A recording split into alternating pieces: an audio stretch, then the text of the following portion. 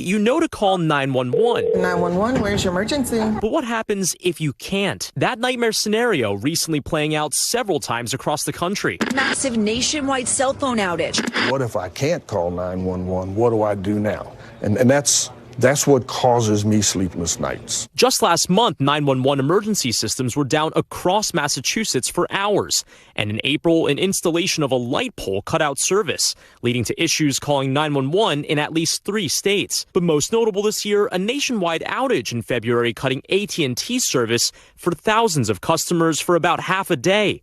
AT&T apologized to customers and said it was implementing changes to prevent a repeat. So as soon as the call comes in, it shows up on this map. Tony Rose is the Deputy Director of Emergency Services in Charles County, Maryland.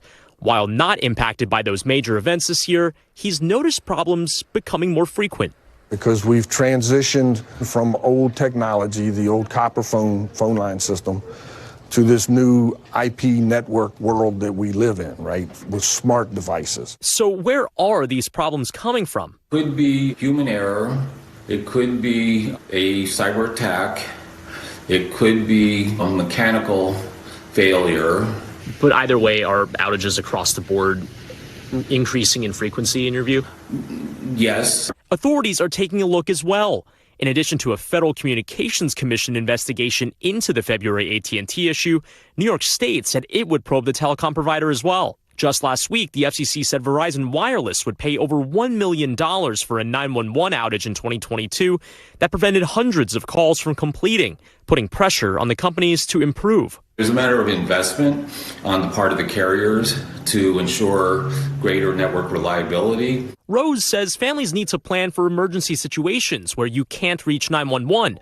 Among the recommendations, a landline, Wi-Fi calling, using a phone on another carrier, or the SOS feature on select phones if available, which basically uses roaming or satellites in emergencies. Worst case scenario is know where the closest fire station or police station is at. Whatever you do, don't call 911 just to test if it works.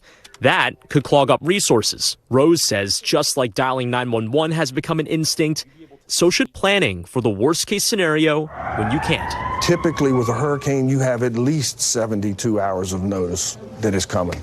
In a 911 disruption or carrier disruption, there's no notice.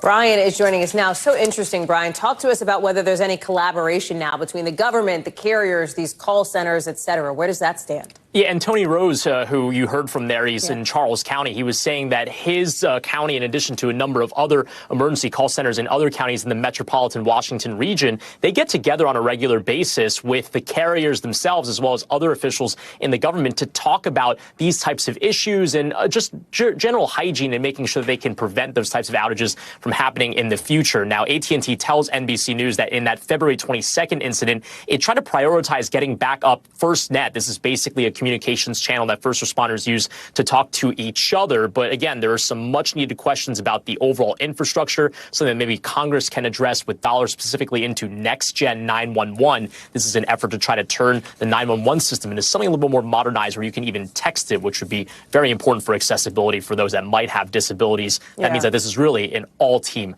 effort here, Hallie. Brian Chung, thank you. Thanks for watching.